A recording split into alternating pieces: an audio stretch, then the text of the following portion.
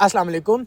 Education in Norway is not going to be free anymore, and this is a news that has been reported and published by many newspapers in Norway quite recently, and it is said by the Norwegian Ministry of Education. अभी तक ये सिर्फ Norway के ministry of education की तरफ से plan propose किया गया, इसको इम्प्लीमेंट नहीं किया गया। दिसंबर में इनकी एक फाइनल मीटिंग होगी जिसमें डिसाइड किया जाएगा कि ये प्लान इम्प्लीमेंट किया जाएगा या नहीं किया जाएगा। तो उसके लिए जब भी हमारे पास कोई फ्यूचर अपडेट आएगी उसके ऊपर एक मजीद इन्फॉर्मेशन वीडियो बना के आपको अपडेट कर दिया जाएगा। अब इस चीज़ का इम्पैक्ट हम काफ़ी ज़्यादा यूनिवर्सिटीज़ की वेबसाइट पर भी देखते हैं। यूनिवर्सिटी ऑफ स्टावांगर ने अपनी वेबसाइट पे ऑफिशियली कह दिया कि गवर्नमेंट ने हमें कह दिया कि आप फ्री एजुकेशन देना बंद कर दें। अभी फाइनल नहीं किया लेकिन उन्होंने उनके इंस्ट्रक्शंस इशू कर दिए हैं। NTNU ने अपनी ऑफिशियल वेबसाइट पे पब्लिश कर दिया कि स्टूडेंट्स जो इस साल अप्लाई कर रहे हैं वो अपने ज़हन में ये बात रखें कि हो सकता है इस साल फ्री एजुकेशन ख़त्म हो जाए।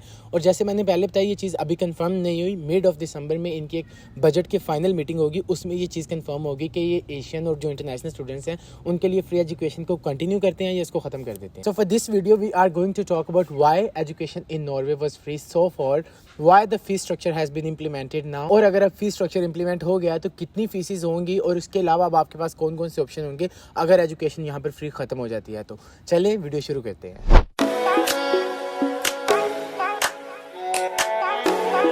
लेट्स फर्स्ट टॉक अबाउट कि अभी तक नॉर्वे में एजुकेशन फ्री थी क्यों।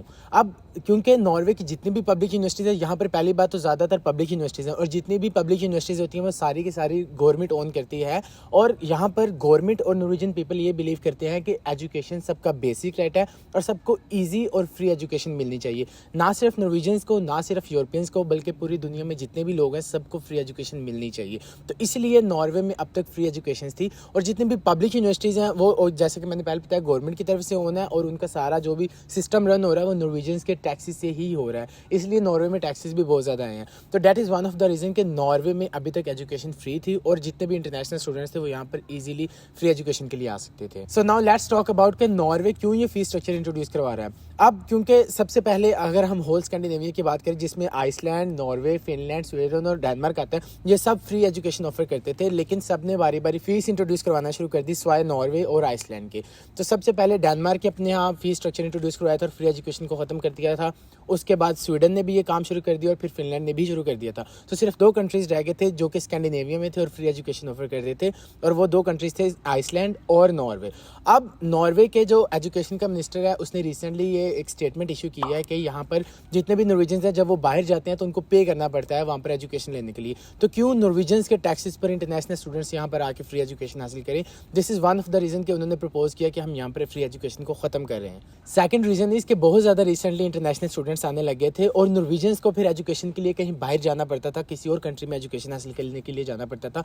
इसी वजह से वो चाहते थे कि क्योंकि नॉर्वे के और नॉर्वेजियंस के टैक्सेस पर ये पूरे का पूरा एजुकेशन सिस्टम चल रहा है तो वो ये नहीं चाहते कि कोई बाहर के इंटरनेशनल स्टूडेंट्स यहाँ पर आके फ्री एजुकेशन हासिल करें जबकि इनके अपने लोगों को यूनिवर्सिटीज़ में सीट ना मिल रही हो। तो this was the second reason कि वो चाहते थे कि हम सिर्फ नॉर्वेजियंस को प्रायोरिटाइज करें, उसके बाद अगर कोई बच जाता है वो पे करके यहाँ पर अपनी सीट ले सकता है और यहाँ पर एजुकेशन हासिल कर सकता है। और थर्ड रीज़न जो कि हम रिसेंटली देखते हैं कि इन्फ्लेशन काफ़ी हाई हो गई है तो इसलिए उनकी इकोनॉमी पे भी अब एजुकेशन की कॉस्ट भी बहुत ज़्यादा हाई होगी और वो चाहते हैं कि उनकी इकोनॉमी पे जो इंटरनेशनल स्टूडेंट्स का बर्डन आ रहा था वो कम हो जाए और फ्री एजुकेशन सिर्फ नॉर्वेजियंस और यूरोपियन के लिए रह जाए।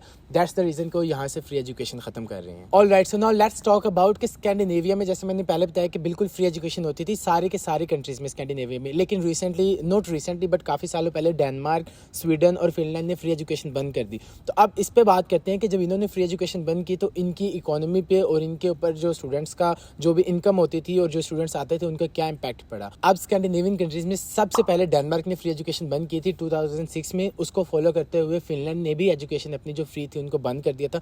2010 से लेकर 2014 तक इन्होंने ट्रायल पीरियड रन किया था कि हम एजुकेशन बंद करके देखते हैं कि उसका इम्पैक्ट क्या होगा हमारी इकोनॉमी पे और कितने इंटरनेशनल स्टूडेंट्स आते हैं या नहीं आते और कितने फिनिश को वहाँ पर अपनी ही कंट्री में सीट्स मिलती हैं हायर एजुकेशन के लिए। तो उनका वो पीरियड सक्सेसफुल रहा तो उन्होंने फिर उसको परमानेंटली बंद कर दिया फ्री एजुकेशन को। उसी के साथ साथ स्वीडन ने भी फ्री एजुकेशन अपनी कंट्री में बंद कर दी। अब सिर्फ नॉर्वे और आइसलैंड ऐसे कंट्रीज रह गई हैं जो फ्री एजुकेशन अपनी पब्लिक यूनिवर्सिटीज़ में एट द मोमेंट दे रहे हैं। स्वीडन में फ्री एजुकेशन बंद होने से पहले ऑलमोस्ट 8000 एशियन स्टूडेंट्स आते थे हर साल वहाँ पर मास्टर्स की डिग्री या PhD हायर एजुकेशन वगैरह के लिए बेसिकली।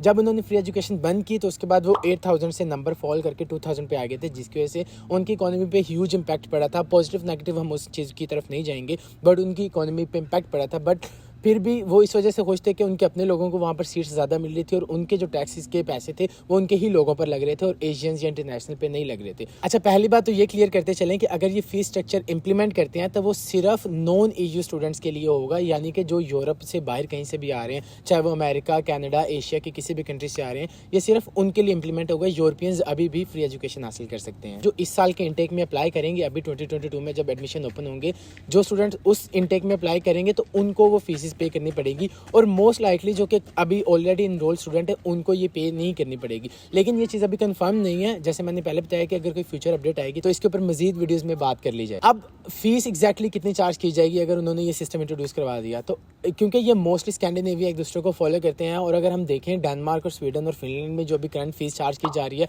वो ऑलमोस्ट $15,000 है। इसको अगर नॉर्वेजियंस में कन्वर्ट किया जाए तो 1.5 लाख नॉर्वेजियन क्रोनर बनते हैं और ये अच्छी खासी फीस है। तो मेरा अपना अंदाज़ा ये कि अगर यहाँ पर फ़ी इंप्लीमेंट होगी तो नॉर्वे में बहुत कम इंटरनेशनल स्टूडेंट्स की तादाद आएगी, क्योंकि अगर इतनी ही हैवी फ़ी पे करनी है तो ज़्यादातर स्टूडेंट्स या कनाडा जाएंगे या यूके जाएंगे या अमेरिका जाएंगे, जहाँ पर उनको लैंग्वेज का प्रॉब्लम भी नहीं होगा और वहाँ पर उनके लिए अपॉर्चुनिटीज़ भी ज़्यादा होंगी। अब इस बारे में बात करते चलते हैं कि अगर यहाँ पर फ़ी इंप्लीमेंट हो जाती है और जैसे मैंने पहले बताया कि अगर फ़ी इंप्लीमेंट हो जाती है तो यहाँ पर बहुत कम इंटरनेशनल स्टूडेंट्स आएंगे, तो फिर क्या सोल्यूशन होगा। अगर जैसे मैंने पहले बताया कि स्कैंडिनेविया एक दूसरे को फॉलो करते हैं, जैसे डेनमार्क, स्वीडन या जब फिनलैंड में फीस इंट्रोड्यूस करवाई गई थी तो वहाँ पर साथ साथ स्कॉलरशिप्स भी आ गई थी।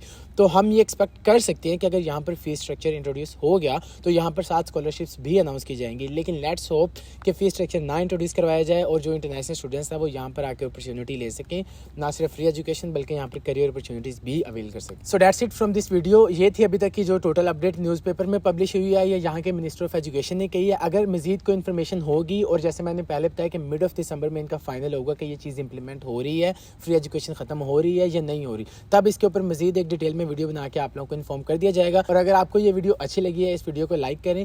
आपके कोई भी मजीद क्वेश्चन या फ्री एजुकेशन को लेकर तो आप मुझे कमेंट्स में पूछ सकते हैं या इंस्टाग्राम पे DM करके भी पूछ सकते हैं। अंटिल नेक्स्ट टाइम, अल्लाह हाफिज़।